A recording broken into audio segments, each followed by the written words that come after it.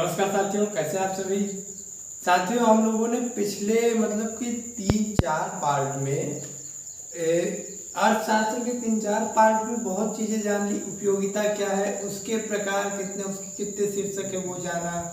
फिर उसके बाद हमने जो है उसी के बाद उपभोक्ता की बजट मतलब कि कस्टमर का बजट कितना है, अगर हमारी भाषा में बताए तो उसकी औकात क्या है, ये भी हम लोगों ने पता कर लिया। अब जो टॉपिक चलेगा ये इसको देखिए, ये जो टॉपिक है ना इसका 3-4 लगभग 3 पार्ट आएगा। हम चाहें तो इसको एक पार्ट में भी कवर कर दे, 1-1.5 घंटे की वीडियो बन जाएगी, फायदा कोई नहीं होगा। आप भी देखते देखते बोरियत हो जाएंगे और हमें भी बनाते बनाते बोरियतता लगेगी नहीं, हमें बनाने में कोई वो नहीं। हम आपके लिए मेहनत करते हैं और जब आप ही को नहीं अच्छा लगेगा, मतलब आप ही जब बोरियत हो जाएंगे तो हमें कैसे अच्छा लगेगा, आप ही बताइए। इसलिए तो इसको मैंने सोचा कि क्यों ना इसका 3-4 पार्ट में 2 से 3 पार्ट आएगा इस टॉपिक का। कौन सा टॉपिक है? आज के टॉपिक का नाम है मांग। मांग देखिए, इस शब्द का ना कई अर्थ है। अगर इसको सामाजिक जीवन में देखें, सोशलिस्ट लाइफ में, तो इसका जो मतलब है मांग, व्यक्ति के उसमें है। हमारा आप लोग कहते हो ना कि भाई मांग के बारे में आपने सुना होगा।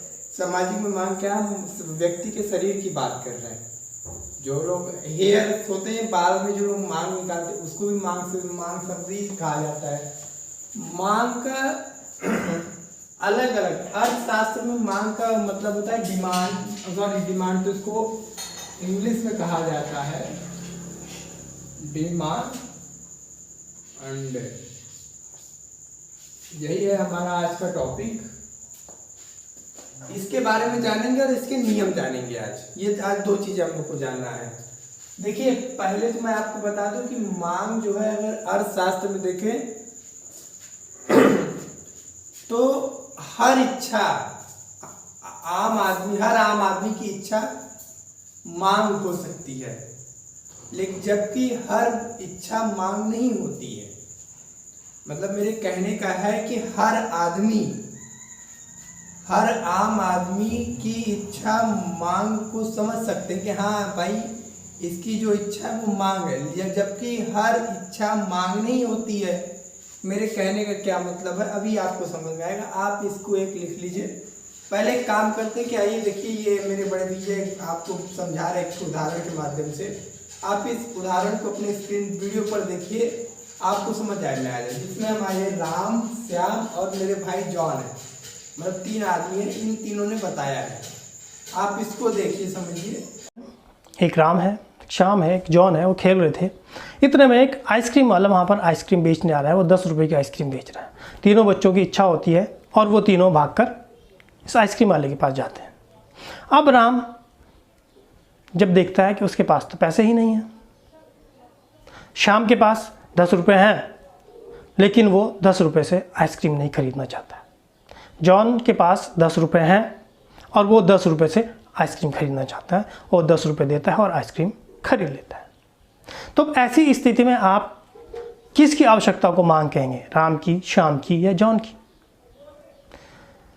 देखिए, यहाँ पर जो जॉन की आवश्यकता है या जॉन की इच्छा है वो मांग की श्रेणी में आएगी, जबकि राम की और श्याम की जो इच्छा या आवश्यकताएं हैं वो मांग की श्रेणी में नहीं।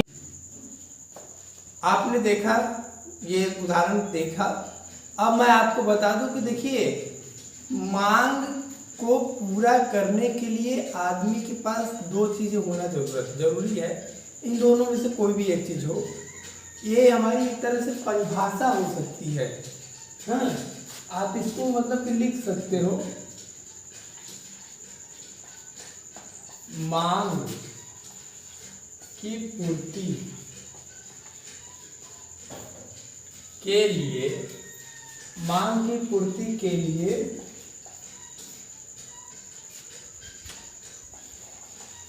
क्रय क्षमता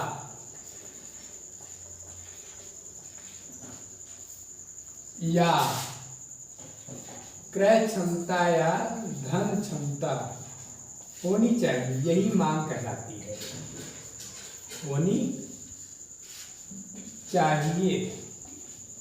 मैं भी आपको उदाहरण के माध्यम से बताऊंगा। देखिए, मांग की पूर्ति के लिए क्रय क्षमता या धन क्षमता होनी चाहिए।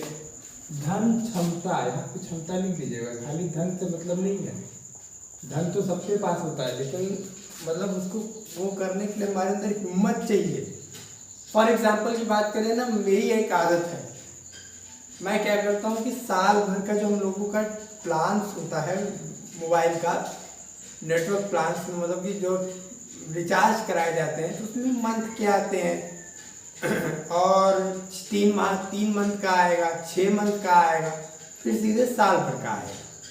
तो लोग अब कहते हैं कि तुम क्यों साल भर का, मतलब हम क्या है कि हमारी क्षमता है, मेरी मांग है कि मैं साल भर की रिचार्ज को पूरा कर दूँ, 1 साल का करा लूँ, ताकि हमको बीच में कराने की आवश्यकता ना पड़े। उसमें मुझको ये प्रॉफिट रहता है कि यदि मैं 2498 का मैं रिचार्ज कराता हूँ साल भर का, तो इसमें क्या है कि मैं 12 महीने का रिचार्ज हो जाता है। और अगर हम इसको डिवाइड करें, 12 से भाग दें, तो इसका 208 रुपये 8 पैसा, इस 80 पैसा इस तरह से हमारा जो है 208 रुपये मेरा बनता है। इसमें मेरी मांग थी कि मैं एक बार में कर लिया। मेरी मांग की पूर्ति के लिए मेरी मांग है कि मैं रिचार्ज कर लूँ 1 साल भर का एक ही बार में, तो मैंने रिचार्ज किया 2498। मांग की पूर्ति के लिए मेरे पास क्रय क्षमता, मतलब इसको खरीदने की क्षमता हो या धन क्षमता, तो क्रय क्षमता तो मतलब है, धन क्षमता भी है मेरी, क्या मैं इसको कर सकता हूँ। ठीक, अब मैं 208 रुपये में कराता हूँ, तो मुझे इसमें अगर मैं इसका 208 रुपये मंथली मिलता है, तो इसमें मुझे 2 GB डेटा है, जिससे मैं आपके वीडियोस अपलोड करता हूँ, अनलिमिटेड कॉलिंग है, 100 SMS है, प्लस हॉटस्टार VIPs है, हमको इतने प्रॉफिट होते हैं। तो ये मेरा एक उदाहरण था यार, आपने उदाहरण से भी समझा होगा। अब यदि अगर हम बात करें, तो देखिए मांग फलन हर उसका जो अभी तक समझो उस सूत्रों में आया था, उसका एक सूत्र था, एक फॉर्मूला था। इसका भी कुछ फॉर्मूलेज हैं, लेकिन हम फॉर्मूला कैसा, प्रश्न कैसे बनता है, ये इसका अंतिम है। अगर आप ये समझ गए तो आपको ये पता चल जाएगा कि मांग होता क्या है। देखिए, मांग में जो सूत्र आता है उसको मांग फलन से वो करते हैं, फलन, मांग फलन, डिमांड फंक्शन। मेरे इंग्लिश की वर्ड 1-2 मिस हो सकती है, एक वर्ड नहीं, लेटर 1-2 मिस हो जाए तो आप उसको हैंडल कर लीजिएगा। देखिए, इसका जो वो है फॉर्मूला बनता है, अभी कैसे बनता है, मैं ये आपको फॉर्मूला लिखूँ तब मैं आपको एक एक्सप्लेन करता हूँ। D = F ब्रैकेट में जो है हमारा P रहेगा, M रहेगा, PR रहेगा और T रहेगा। इसमें ये हमारा फॉर्मूला, ये मांग फलन है।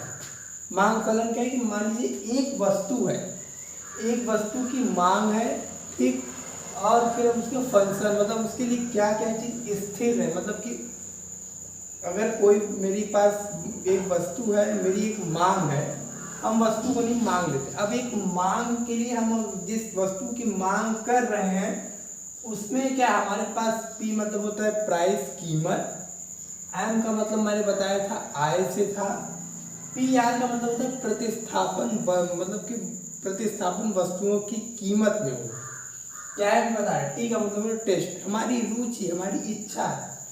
तो पहले आप इसको लिखिए, P = क्या, कीमत, ये वस्तु की कीमत है, वस्तु की कीमत, और M देखिए कई बार उसमें आपको मिलेगा किताबों में M की जगह Y भी हो सकता है, मिल जाए, हो सकता है X भी मिल जाए। तो हम M इसलिए लिख रहे हैं क्योंकि हम लोगों का पिछला सारा कॉन्सेप्ट जो है एक ही बेसिस पे चलता था, चर राशियों का जो है एक ही बेस में बना के चल रहा, ताकि आपको समझने में आसानी हो।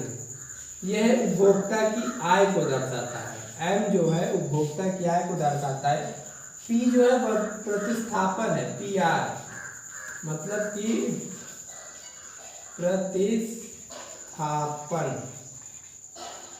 प्रतिस्थापन वस्तुओं की कीमतों में है।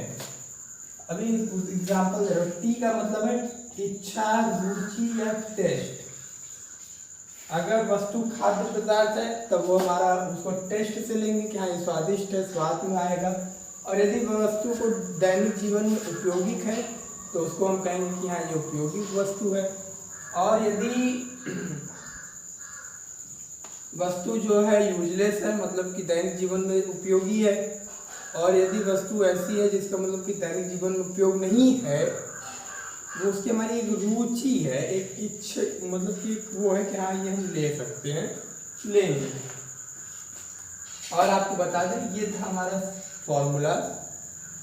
और लास्ट में अब इसमें हम मांग ये बताया आपको कि देखिए मांग जो है हर वस्तु की, हमने आपको भी शुरू में बताया कि मांग हर आम आदमी की इच्छा मांग समझ सकते हैं, जबकि सारी इच्छाएं मांग नहीं होती है।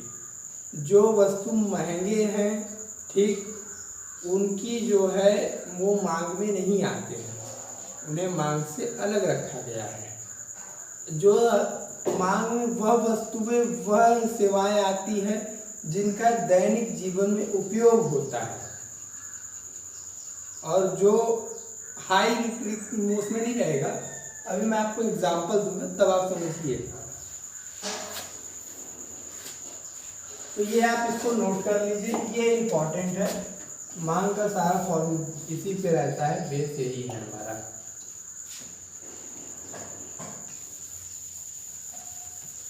अब हम मांग के प्रकार जानते हैं कि मांग कई प्रकार का होता है।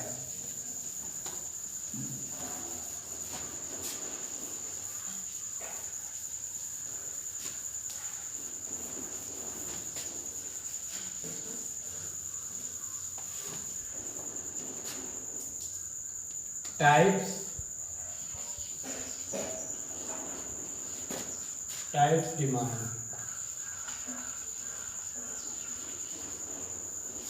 मांग जो है दो तरह से होता है। एक है व्यक्तित्व मांग,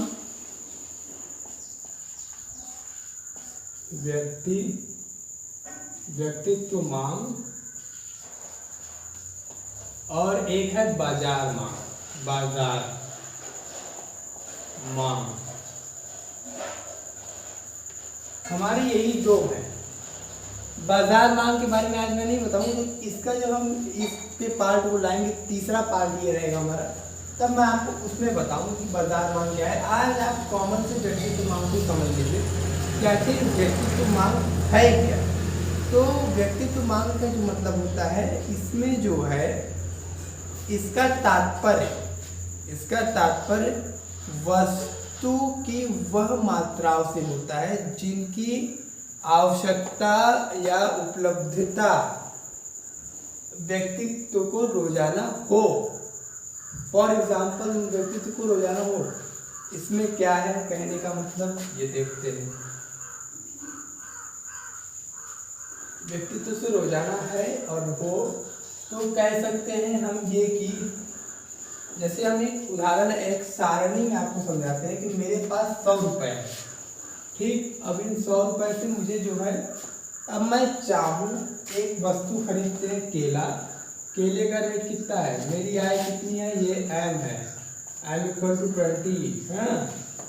और हमें x1 से हमने क्या डिनोट किया था, केला। और हमें कितनी मात्रा में खरीदना, p, कीमत कितनी है इसकी 20, p को कीमत से वो किया ना 20 रुपए।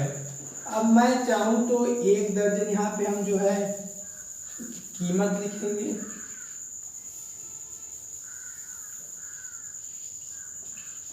कीमत को यहाँ पे कीमत लिखेंगे और यहाँ पे मात्रा लिखेंगे कि हमने कितना खरीदा, कितना लिया।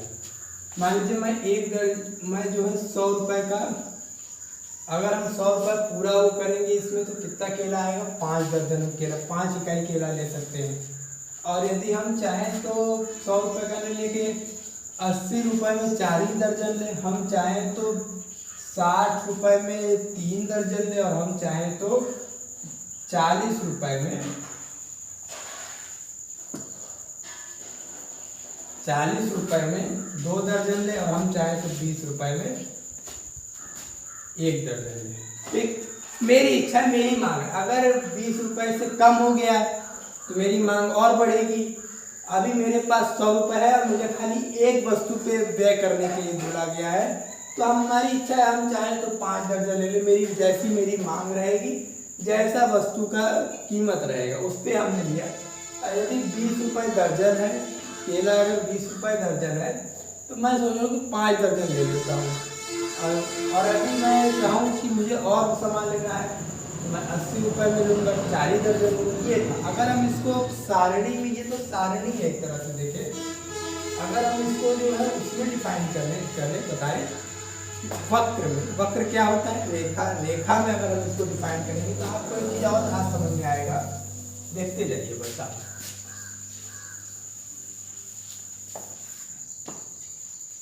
मान लीजिए कि मैंने एक वो बनाया,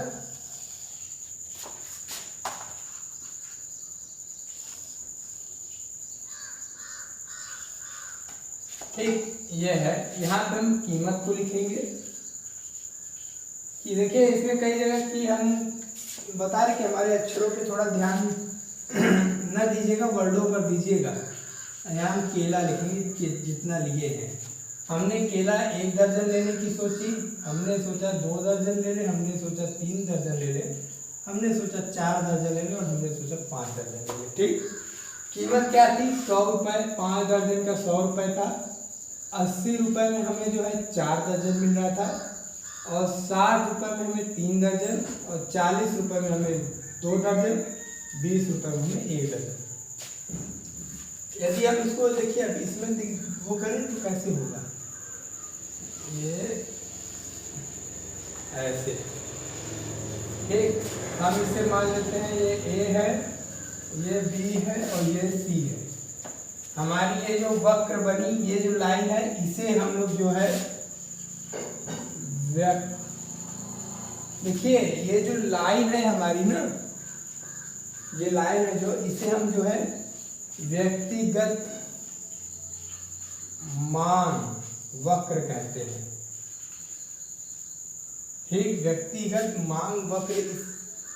इसको जो है आपसे पूछ ले, आपसे कह देगा कि मान लीजिए पेपर में आपको प्रश्न दे देगा, एक प्रश्न देगा और उसमें देगा कि इसको व्यक्तिगत मांग वक्र के माध्यम से बताइए या इस पर चर्चा कीजिए, इसकी समझाइए। तब आपको ऐसे आपको बनाना पड़ेगा और यहाँ पे इसको ऐसे दर्शाना पड़ेगा। हो सकता है कि अगर मैं जब 4 दर्जन केला लूँगा तो मुझे कितने में पड़ेगा? 80 में पड़ेगा। ठीक, तो मैं 80 रुपये मुझे देने पड़ेंगे। अब मैं चाहूँ अगर 3 दर्जन लूँगा तो मुझे इतना ही देना पड़ेगा, और अगर मैं 2 दर्जन लूँगा तो मुझे 40 रुपये देने पड़ेगा, और मुझे अगर 1 दर्जन लूँगा तो मुझे इस तरह से। देखिए क्या है कि मांग की जो ये व्यक्ति, ये सब व्यक्तिगत मांग वक्र है। डिपेंड ये करता है कि आप कितना लेते हो। अगर आपने जो है 5 दर्जन लिया तब आप इन चारों को हटा दीजिए, खाली एक को देखिए। और यदि आपने 4 दर्जन लिया तो आप इन दोनों को हटाकर इसको देखिए। और यदि आपने जो है खाली 3 दर्जन केले लिए, 3 इकाई लिया, तो आप जो है इसको देखिए, इन दोनों को हटा दीजिए। यही है हमारा इस तरह से। तो ये था हमारा व्यक्तिगत मांग या व्यक्तित्व मांग, जिसमें हम लोगों ने उदाहरण के माध्यम से समझा क्या है। यदि आपको नहीं समझ में आ रहा है, आप वीडियो 2 बार पॉज देखिए, आपको सब समझ में आएगा, क्योंकि मैं कोई चीज़ छोड़ नहीं रहा हूँ।